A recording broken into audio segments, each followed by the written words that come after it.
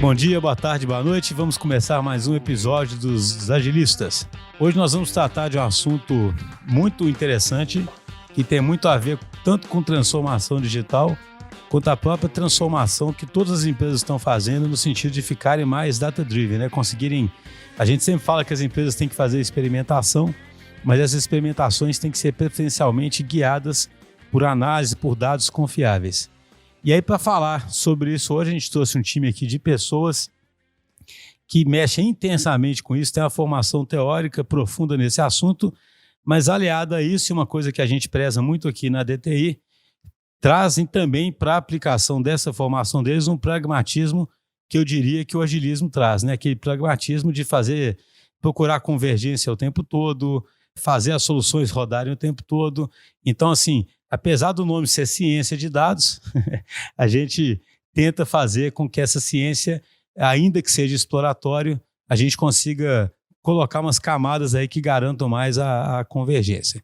Mas quem vai falar sobre isso são os convidados. Eu estou aqui com o Vinição. Tudo bom, Vinição? E aí, tudo bem, pessoal? Estou aqui só para dar uns pitacos, não sei nada de dados. É isso que eu ia falar. O Vinição, na verdade, não é o nosso especialista, não fiquem decepcionados. Nós estamos aqui com três convidados. Estamos com a Melissa. Tudo bem, Melissa? Tudo bem, boa tarde. Nessa área de dados, né, existem vários papéis. Eu mesmo estava perguntando isso aqui antes do podcast, né? Tem um cientista de dados, tem um engenheiro de dados. Então, fala um pouquinho sobre o seu background aí, Melissa. Qual o seu papel que você normalmente atua? Tá bom. Eu atuo na DTI na equipe de ciência de dados, atuo no papel de analista de dados, né? Então, o analista de dados é aquela pessoa que está ali no dia a dia criando perguntas e procurando respostas para essas perguntas através da análise de dados. Então, a gente faz isso através de teste de hipóteses, criação de indicadores, através de você conseguir propor, né, uma metodologia adequada para uma análise. Então, tudo isso está no meu dia a dia de trabalho. Então, tá bom. Então, você é analista de dados. Estamos aqui com o Marco também. O Marco está direto da nave espacial, como é que é, da estação orbital. Da Dragon. E aí, Marco, e você? Qual que é o seu background e qual que é a sua atuação? Olá, Xuxa, olá, Vinícius, olá, Melissa. Eu, Marcelo, agorinha, já vou deixando um oi, né? Eu atuo hoje na DTI como cientista de dados, né? E também estou atuando como Head de Data Science, que no papel de cientista de dados, a ideia seria a gente estabelecer uma metodologia que a gente vai conseguir atingir o objetivo que o cliente gostaria, né? E no meio disso tudo, o cientista de dados ele funciona mais ou menos como se fosse eu poderia dizer, um cozinheiro que seleciona os melhores ingredientes, ou se não, um técnico de futebol que vai conseguir colocar as melhores táticas para o time fazer o gol, né? Ou chegar no objetivo correto, né? E como eu também atuo como analista de dados e como engenheiro de machine learning, quando eu estou pegando e procurando o melhor algoritmo para poder chegar na melhor solução, ou desenvolvendo um algoritmo de forma que ele execute de forma mais eficiente computacionalmente. Tá, Joia, eu vou querer até entender isso melhor, né? Fazer o público entender um pouquinho melhor. Só apresentar o Marcelo antes. Tudo bom, Marcelo? Fala, Xuxa. Marcelo Pio, correto? Isso. E você, Marcelo? Você, nesses dados aí, o que você é? Eu sou engenheiro de dados aqui na DTI e o engenheiro de dados basicamente é o criador dos dados, vamos falar assim. A gente tem que ligar vários dados de lugares diversos, que diferentes sistemas, que os próprios sistemas da DTI fazem, tipo um banco de dados mesmo, para entregar isso para o cientista de dados da melhor forma possível para ele conseguir tratar esses dados de uma forma decente. Pode não ser até para um cientista de dados, pode ser até para uma área de negócios ou um BI da vida. É basicamente esse trabalho de trazer dados o mais rápido possível. Entendi. Interessante, né? Fico lembrando aquelas piadinhas, né? Que os órgãos ficam concorrendo para saber quem é o mais importante, né? Sem o cérebro, sem mim você não pensa, mas sem o coração, o sangue não flui, né? Pelo visto aí são todas... Aí que eu queria começar com algum tipo de definição da forma mais simples possível, claro. Ou seja, para fazer uma empresa ser data-driven, para fazer com que ela possa trabalhar com modelos de predição, né, para fazer com que ela possa tomar decisões de forma mais analítica, Nós estamos usando aí a gente precisa de dados e precisa de vários papéis que abrangem, desde obter esses dados até tratá-los, modelá-los, traçar hipóteses, etc., né? Alguém consegue escrever de uma forma mais... que problema final nós estamos resolvendo para uma empresa e quais os papéis que são necessários quando a gente fala aí de ciência de dados? Esse assunto, ele ainda é muito novo, né, Schuster? Então, dependendo da empresa que a gente está falando, né, se é Google, Netflix, elas são duas das grandes potências que estão puxando o Data Science, eles podem ter mais ou menos definições do que a gente está utilizando na DTI, né? Na DTI, a gente divide em 4 papéis.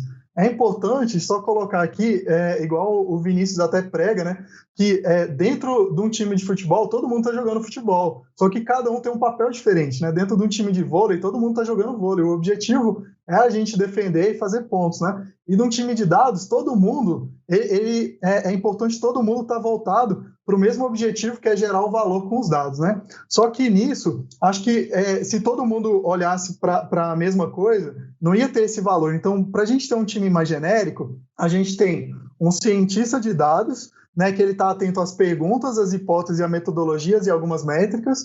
A gente tem um analista de dados, que ele está atento à modelagem, aos meios de responder essas respostas existentes e visualizar os dados e comunicar os resultados.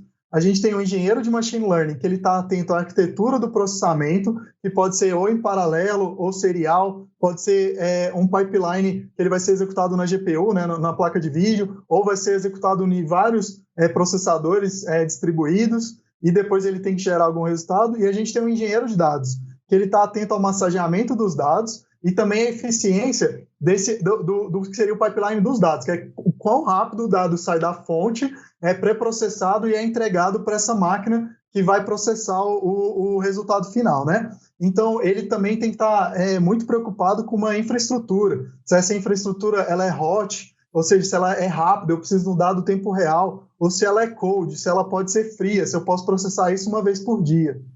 Entendi. Aí eu já faço uma pergunta pensando um pouquinho no agilismo. Essas pessoas normalmente estarão num squad, correto? Né? Trabalhando de forma multidisciplinar em prol de um mesmo objetivo. Mas em todo lugar é assim? Ou tem lugares que tratam isso meio waterfall? Eu não tenho muita experiência com fora, mas até mesmo pelo background de ciência que muita gente trata, muita gente ainda entra no esquema cascata mesmo, porque eles não conseguem encaixar o modelo ciência de dados dentro de uma prática ágil, de colocar dentro de uma sprint e tudo mais, de lidar com essa coisa ágil. Eles, tipo assim, às vezes as pessoas elaboram uma hipótese, levam meses com essa hipótese e tipo assim, acaba ficando meio cascata.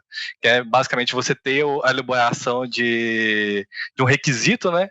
Gigante, por exemplo, de um sistema inteiro, e no final você ter o sistema entregue inteiro já para você. E as pessoas realmente não conseguem elaborar tipo assim, como quebrar isso para caber dentro de sprints de um método ágil.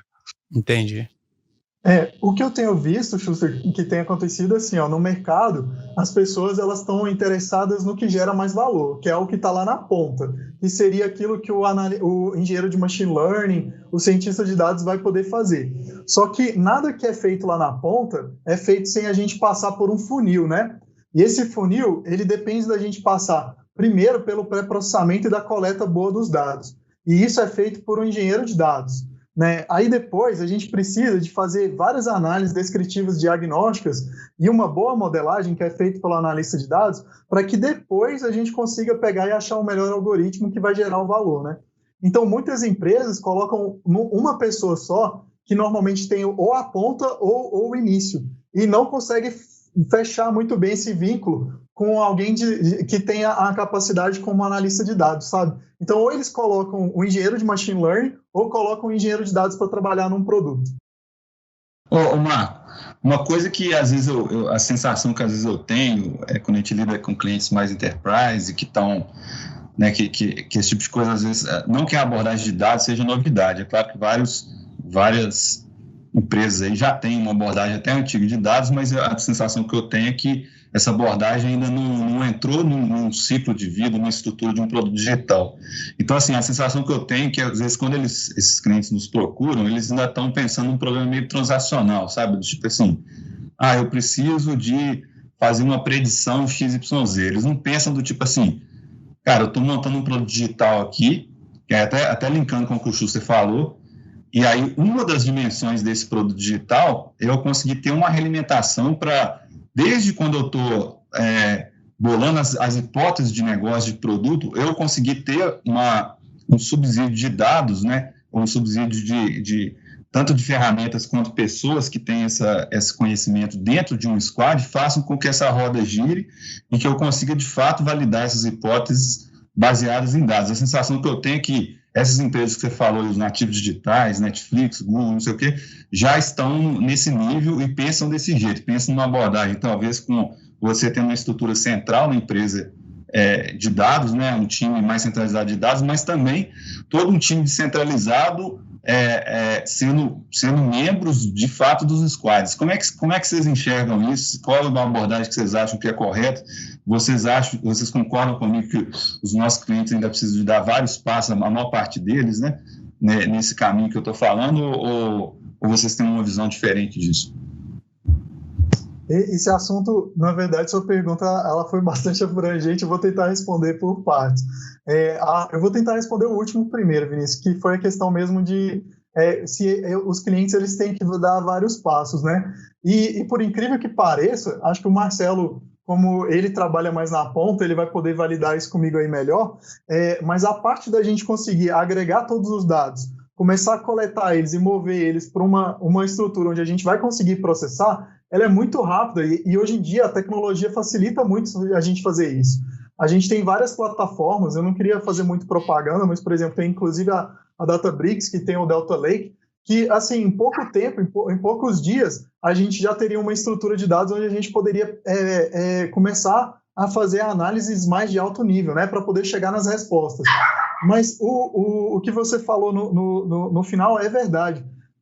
Todo esse processo, que a base dele, que precisa ter uma sustentação, é moroso, né, ele só vai ser feito por causa do que ele vai gerar de valor. E quando um executivo ele chega, né, com alguma proposta, ele está chegando com aquela proposta que é a que gera valor. Então, o que a gente faz é o raciocínio, assim, para que eu possa chegar nessa proposta, numa proposta ágil, qual que é a mínima estrutura que eu tenho que montar para poder gerar isso? Qual que é o mínimo passo necessário que eu tenho que montar para gerar isso? Qual que é o mínimo processamento necessário que eu tenho que montar isso? E quando a gente resolve esse labirinto de trás para frente, a gente tem uma direção única, sabe, Vinícius? Então, é assim também uma das coisas que a gente aborda Data Science ágil. Eu não vou ficar pensando, qual que é tudo que eu posso fazer aqui num Data Lake, num Data Warehouse, para poder responder todos os problemas. Não, para eu responder esse problema, o que é o mínimo que eu tenho que dar de subsídio para poder ele estar bem solucionado, né? Um dos problemas que a gente tem muito nos clientes é tipo assim, tem basicamente dois tipos de clientes, que é o cliente data hoarder, que é tipo aquele cara que grava todos os dados possíveis e inimagináveis, e tem o cara que não grava dado nenhum. Talvez o data hoarder é o melhor dos casos, por causa que, tipo assim, apesar de ele estar gravando tudo de qualquer jeito, sem estar muito controle dos dados, você ainda consegue ir lá e encontrar dado antigo de alguma forma, caçando lá, futucando os dados mesmo. O cara que não grava dado nenhum é um problema, mas nenhum dos dois, isso é um empecilho para você começar com ciência de dados. Porque mesmo você, começando agora, eu vou começar a coletar meus dados agora e armazenar eles mesmos, existem aplicações que você consegue fazer com poucos dados. Tem realmente coisas que você vai querer muitos dados, principalmente lidar com sazonalidade de clientes, ver algumas coisas que realmente você precisa de uma coleta de dados durante um tempo aí para você conseguir. Mas tem várias aplicações que você não precisa ficar coletando dados de anos e tudo mais. Você consegue, com dados de um mês, ou dados de uma semana, ou dados de uma ida em algum serviço, pegar esses dados e já brincar com eles, e já vai trazer bastante valor para o cliente. Então, existe o conceito de MVP em ciência de dados? Com certeza. Porque assim, é bom que como eu sou bem leigo no assunto mesmo, fica fácil, né, de eu me colocar no lugar de quem é leigo, né? Porque a impressão que dá, e eu li, até estava comentando aqui antes de a gente começar, eu li uma reportagem extensa na The Economist há pouco tempo, os caras falando sobre algumas dificuldades que a ciência de dados vem encontrando para entregar os resultados prometidos, né? E aí uma das dificuldades que os caras comentam é justamente a dificuldade de operacionalizar a solução, sabe? Ou seja, tanto a dificuldade que o Marcelo acabou de citar, isso é falado lá explicitamente, às vezes os dados não existem, é muito mais difícil obter esses dados do que parece, sabe? Né? Todo mundo fica pensando que os dados estão ali, mas na hora que você vai precisar mesmo dos dados, eles já não estão ali, já é uma frustração inicial. E depois você até consegue fazer um algoritmo ou tirar alguma conclusão, mas aquilo não vira ação na empresa, sabe? Não operacionaliza, né? Não entra no sangue da empresa, sabe? Não é institucionalizado, né? Por que isso acontece, ou isso acontece mesmo? Essa reportagem tinha uma visão meio pessimista, entendeu? Vocês enxergam assim? Eu já tive experiência em local de trabalho em que havia essa resistência, ou, sei lá, pessoas muito antigas que estavam acostumadas a trabalhar de uma maneira, e aí você chega com uma informação nova, com uma maneira dele mudar a estratégia, né, o planejamento, e aí por isso já encontrei resistência. Mas, em compensação, em outros cenários, como tem sido na DTI, né, eu tenho lidado com clientes mais abertos, né, a isso, porque eu acho que, pelo momento mesmo, né, da ciência de dados, está sendo um assunto do momento, né, as pessoas mostrando o quanto que uma tomada de decisão orientada a dados pode melhorar os resultados da empresa. Por ser uma buzzword, eu tenho percebido que algumas empresas já estão mais abertas a isso. Marco, você acha que essa pergunta do Chusa tem um pouco de relação com o que a gente estava conversando sobre a questão do você montar um algoritmo ali, achar que você já resolveu o problema e não precisar de entranhar ele ali dentro de um produto para, de fato, ele funcionar? Sim, exato. Eu ia comentar sobre a expectativa e a realidade das pessoas quando a gente está tratando de um produto de data science, né? A pessoa pensa assim, nossa, um produto de data science, a primeira coisa que vem na cabeça, Vinícius Schuster, é a dificuldade de ser feito, né? Você fala assim, nossa, esse negócio é muito complexo e tal. E é claro que um pedaço do código, ele é complexo, ele é o pedaço do código de data science. E ele é que o time que a gente monta, né, o time analítico, que normalmente tem no mínimo nos 4 papéis. É claro que os papéis eles podem estar na mesma pessoa, né? Mas a gente preenche os 4 papéis para poder resolver um problema. E depois que a gente resolve esse problema, aí a gente tem um algoritmo. E esse algoritmo, ele, por mais complexo que ele seja, ele gastou um determinado tempo finito e ele está entregue num caixotinho. Só que esse caixotinho não funciona dentro de um produto digital. E para que a gente possa colocar ele para funcionar dentro de um produto digital, assim como qualquer API, qualquer front, qualquer aplicação, seja web ou seja de mobile, a gente vai precisar fazer toda a parte de configuração, toda a parte de monitoramento, toda a parte de comunicação com os bancos de dados, toda a parte do fluxo, né, da gente estruturar bem, de certa forma, que é difícil você fazer uma arquitetura de software, né, e tudo isso tem que estar englobando o que seria o código do machine learning, né, para que o código do machine learning possa estar gerando valor. Então, o que acontece é que, como a gente estava falando anteriormente, as pessoas pegam e contratam um cientista de dados, um analista de dados, ou um engenheiro de dados, ou um engenheiro de machine learning, para ele poder fazer todo esse ciclo. Mas quando esse engenheiro de machine learning, por exemplo, ele se depara para poder construir software, para poder dar suporte para essa machine learning funcionar, isso não é a mesma coisa, não tem uma complexidade diferente, tem características diferentes, né? E acaba que, por eles às vezes manterem isso num time, num grupo só bem fechado, eles não conseguem fazer um produto. Então, o que a gente tem feito na DTI é fazer isso por etapas. Então, a gente faz a parte do Data Science com o time analítico, e o time analítico ele vai mudando, né, vai fazendo uma transição para um time de desenvolvimento. O time de desenvolvimento ele assume o código que foi feito pelo time de analítico e vai colocando isso em produção até com que a gente veja isso funcionando para o cliente. E aí, nessa forma, a gente está garantindo o contrário disso que você está falando, sabe, Schuster? Porque é a realidade. Se você deixar tudo para uma pessoa analítica desenvolver, pode ser que ele não vai saber as melhores práticas de desenvolvimento. E pode ser que ele não vai conseguir colocar aquilo em desenvolvimento. E assim, eu penso o seguinte, né? O algoritmo de predição, por exemplo, que está fazendo, é uma parte do problema que o cara quer resolver, né? Porque o problema que ele quer resolver é tomar certas decisões a partir daquele algoritmo, influenciar a operação, né? Ou seja, se alguém tiver só uma visão local, ele acha que terminou o algoritmo, mas não entregou resultado nenhum, né? Isso é uma coisa bem fácil de acontecer, né? Eu posso até citar um exemplo que um dos clientes nossos ele tinha um problema e, tipo assim, ele não tinha dado nenhum para ele. Ele não tinha dado nenhum com relação a esse problema. Então a gente foi lá, coletou esses dados e, tipo assim, já no futuro a gente queria fazer um algoritmo de predição. O caminho o final seria entregar um algoritmo de predição. Só que só da coleta dos dados e do tratamento dos dados para conseguir pesquisar esses dados de uma forma simples, já foi suficiente para ele acelerar a tomada de decisão dele infinitamente. Um processo de análise que demorava 1 mês e ele só fazia para um determinado produto, ele consegue agora fazer 10 em 1 mês. Então, tipo assim, já melhorou infinitamente para ele. Eu sempre gosto de tangibilizar para quem está ouvindo, né, gente? Então, vocês podiam descrever alguns cases, claro, né, sem dar informações aí que sejam, né, sensíveis aos clientes, etc. Não precisa nem identificar os clientes, mas acho que seria interessante a gente falar que tipo de problema que a gente de fato resolve, né? Porque eu falo assim, claro que ciência de dados está cada vez mais prática, cada vez mais presente. Para vocês é muito natural, mas para muita gente ainda é algo muito abstrato, né?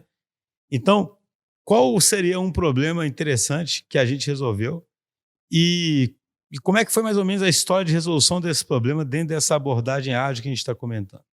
O primeiro produto que a gente poderia comentar, Schuster, seria assim, né? A gente chegou numa empresa que ela estava com dificuldade de avisar para os clientes quando que um determinado produto ia estar entregue para eles, né? E aí a gente começou a estudar como que a gente poderia fazer uma modelagem em relação a esses dados, né? A gente viu que usando uma data de referência, que era, por exemplo, a data de um pré-processamento ou a data do faturamento, a gente conseguia fazer uma previsão boa de quanto tempo que esse produto ia estar sendo entregue para o transporte, e depois que a gente pega essa data de referência do transporte, a gente conseguiu fazer uma referência boa de quanto tempo que esse produto ia estar entregue.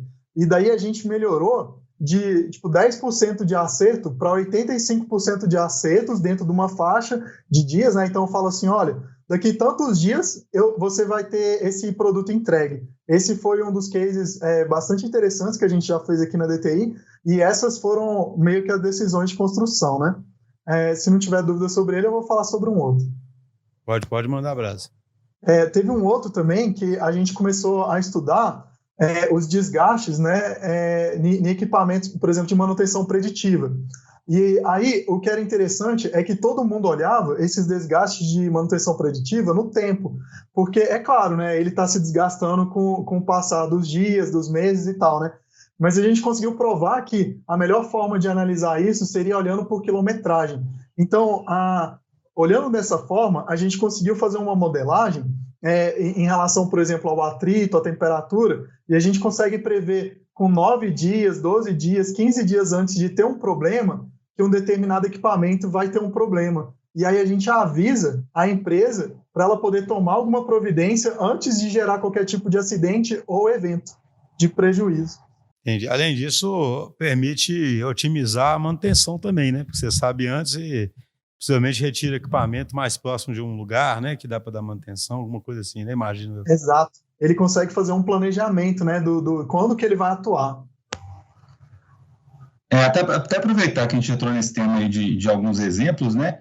Quais que seriam os problemas típicos, né? A gente já falou de um aí que é o de predição, né? Mas quais são os problemas típicos aí que a gente... a forma, né, de resolver alguns problemas típicos aí?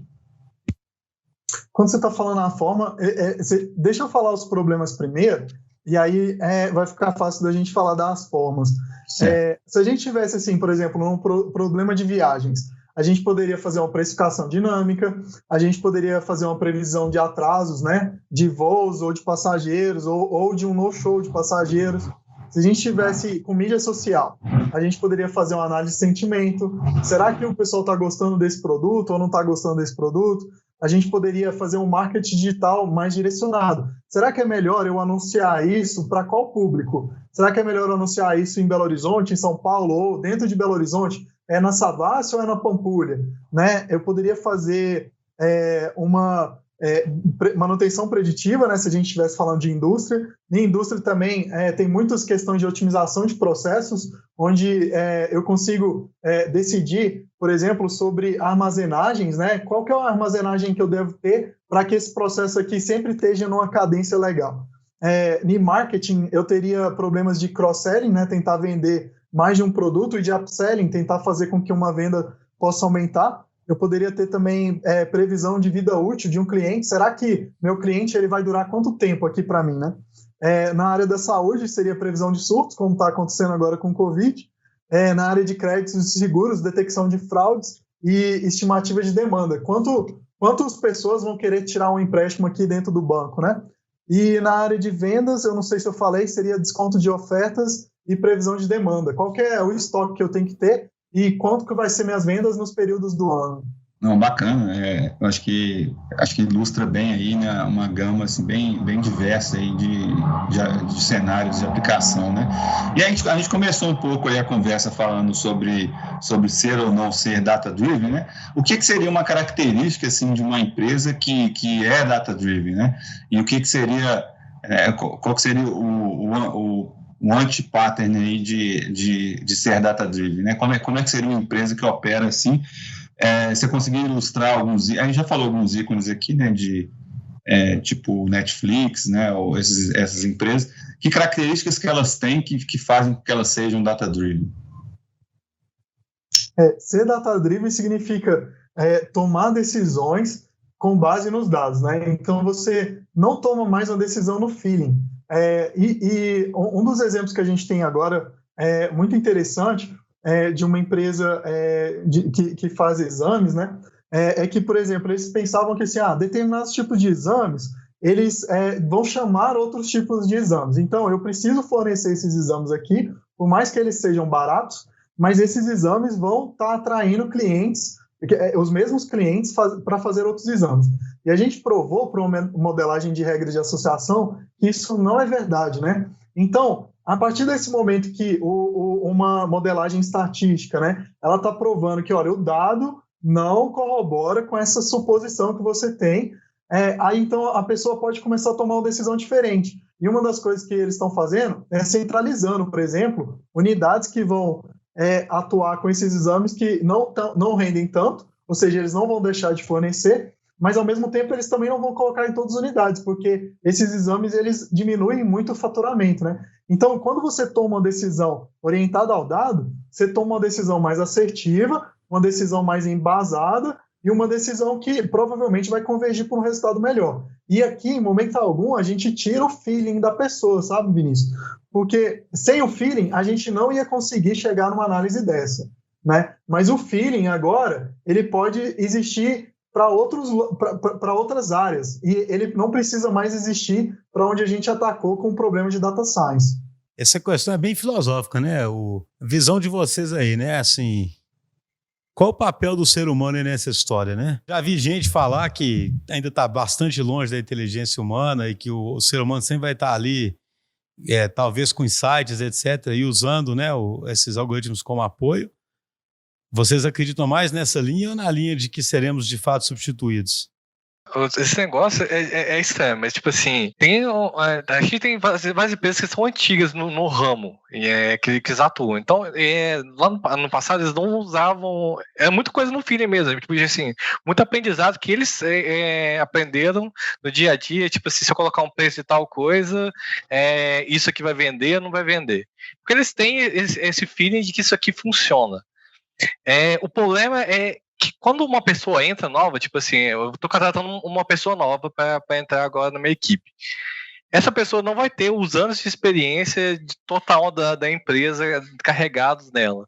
Aí até ela pegar esse feeling, tipo assim, de isso aqui é tal preço, você tá se a outra pessoa, por exemplo, aposentar, deixar de atuar ou for mudar de empresa, você está perdendo todo o conhecimento daquela pessoa. Ela sumiu da empresa. Então, um problema que a Data Science tenta resolver é tirar, tipo assim, aprender com essa pessoa, por que ela tem aquele feeling e por que aquele feeling funciona. E tratar aquilo ali através da metodologia de dados. Então, tipo, você tem os dados para corroborar o que aquela pessoa... Aí aquilo ali vira um ativo da empresa, né? E não um ativo da pessoa, né? Que, assim, primeiro você vai ver se aquele feeling é verdadeiro ou não, né? Com dado, pelo que eu entendo, né? Vai ter a hipótese, vai comprovar se o feeling é verdadeiro ou não. E a empresa começa a ter aquilo como um ativo dela, independente das pessoas, né? Mas a pergunta é, assim, depois, esses algoritmos, eles vão se desenvolvendo sozinhos após esse feeling?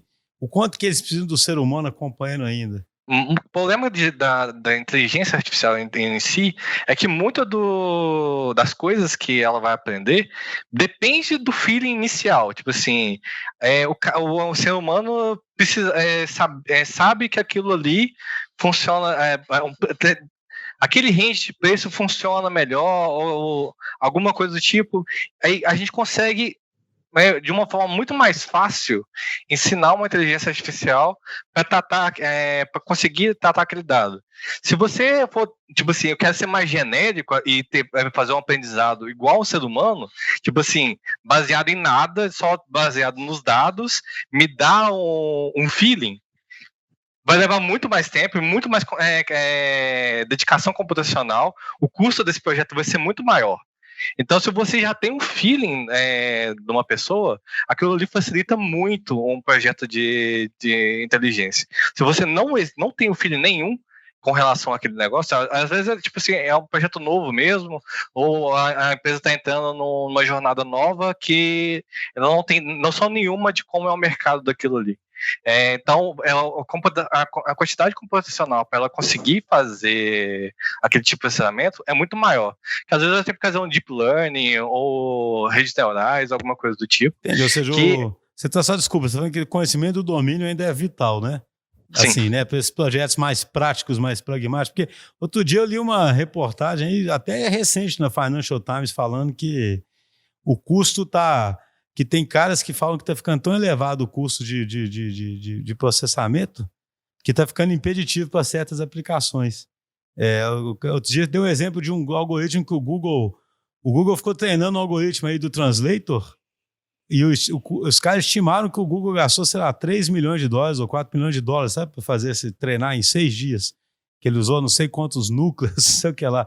Isso, só essas big techs, né, que conseguem fazer, né? Sim, não, na verdade as clouds eles estão permitindo a gente fazer treinamentos interessantes, né? Mas a sua pergunta, eu concordo com o que o Marcelo disse, mas eu iria mais para o lado assim, depende da especificidade do problema. E aí, se a especificidade do problema for um problema assim muito assim específico, que determinadas ações elas já conseguem gerar uma resposta, isso é muito direto, sabe, Schuster? Aí eu acho que dá para a gente fazer uma automação completa.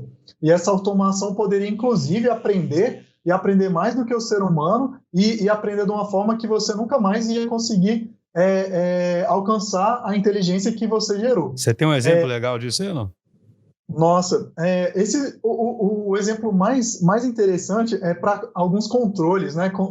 Quando a gente vai fazer automação e controle, dependendo do controle que você está fazendo, aquele controle um controle fino de uma máquina, o controle, por exemplo, até os joguinhos de videogame hoje do Atari, aqueles antigos, né? A maioria deles, as máquinas já ganham dos humanos, entendeu? Porque são jogos muito simples, onde você tem que mover uns pixels e tal. Então, isso daí a gente já perdeu, de certa forma, né? Alguns jogos complexos também. Mas aí tem um nível intermediário, que é um nível onde é uma coisa que ela é específica, mas são várias coisas específicas. Nesse nível, eu acho que é muito mais fácil a gente fazer uma supervisão.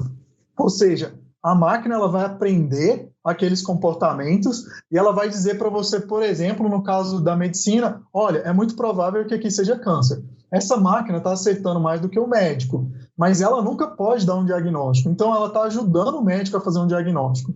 E nessa, eu acho que é um exemplo muito interessante também, porque se a gente consegue extrair essa inteligência que a gente está falando de uma pessoa e passa ela para um ativo da empresa, e a gente coloca num tipo de máquina de supervisão, a gente pode ensinar agora muitas pessoas a ter aquele mesmo feeling. Porque se a gente perder o feeling das pessoas, a gente perde completamente a capacidade de avançar, né? E a gente não quer perder essa capacidade de avançar, né? Então, eu acho que aí quando uma tarefa ela é muito genérica, muito genérica, aí a gente às vezes não consegue nem às vezes fazer uma supervisão, sabe? A gente só consegue fazer um acompanhamento. Olha, eu consigo fazer um monitoramento se isso daqui está muito estranho, se é uma anomalia. Então a gente não consegue mais fazer nem automação nem supervisão. Então eu diria que depende do nível de especificidade. Entendi, mas assim, a maior parte dos problemas de empresas devem ser esses que com supervisão, né? Sim, a grande parte dá para fazer automação e a maior parte é de supervisão. Talvez tenha alguns ouvintes nossos que estejam pensando assim, nossa, mas eu estou em uma fase inicial, eu quero ser data-driven, né? Qual que seria um conselho aí, tipo assim, de um first step, né? Qual que é o first step do data-driven? Eu acho que o primeiro passo é a gente levantar mesmo quais são os pontos de oportunidade, né? E a gente ranquear esses pontos de oportunidade com aquilo que traz mais valor e que é mais fácil da gente atingir. Depois a gente vai fazer um ciclo, né, de teste, né, de modelagem, verificar, deu certo. A gente testou na prática, deu certo. Agora a gente vai pegar e desenvolver isso como um produto. Então a gente coloca isso como produto e testa na mão do cliente se era o que ele esperava inicialmente. Então, desculpa, só uma pergunta que me veio à cabeça também, mas para ser data-driven, necessariamente tem que usar machine learning, modelo de predição? Eu acredito que não. A Melissa pode, inclusive, embalar isso. Porque, entende, muita gente deve fica associando essas coisas, né? Porque fala em ciência de dados e pensa em modelo de predição e, às vezes, tem vários ganhos aí, frutas mais fáceis de pegar ali, que estão mais próximos. O que você diz aí, Melissa? Uma boa cultura de visualização de dados já torna, né, a empresa pode ser considerada data-driven, isso sem implementação de um algoritmo ou de um modelo muito complexo, né? Então, incluindo aí na lista de primeiros passos, eu acho que a empresa ela conseguir, né, com gráficos, tabelas estratégicos, né, não pode ser nenhuma informação aleatória.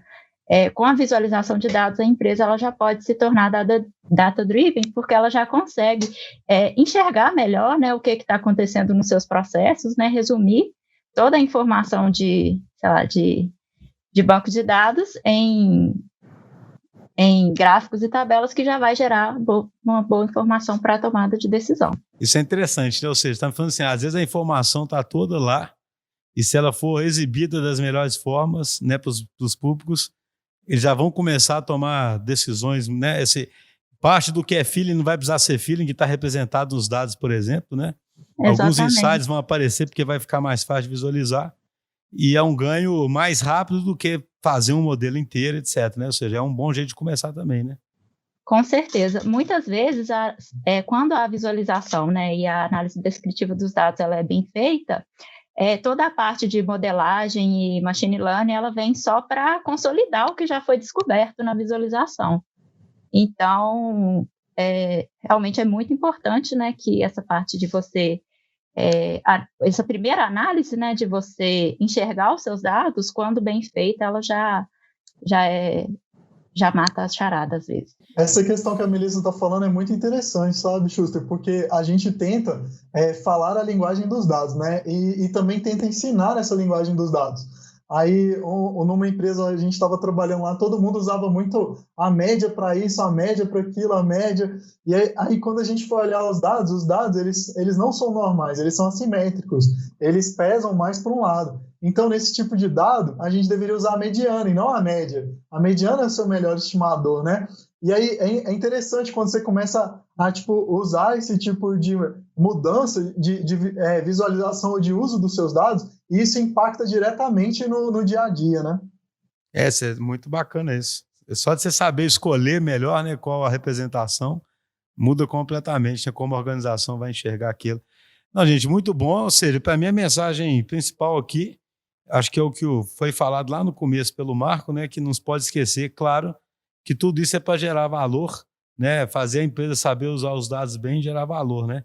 E eu achei muito interessante a gente concluir com isso, que às vezes isso pode ser tão simples quanto começar a usar a mediana em vez da média. Eu achei esse exemplo aí fantástico, né? Ou seja, simples depois que alguém vai lá e coloca isso para funcionar, né? Mas uma ação de fato simples, né? Diferente de ter que botar um modelo para funcionar. já muda completamente as decisões que são tomadas a partir dali.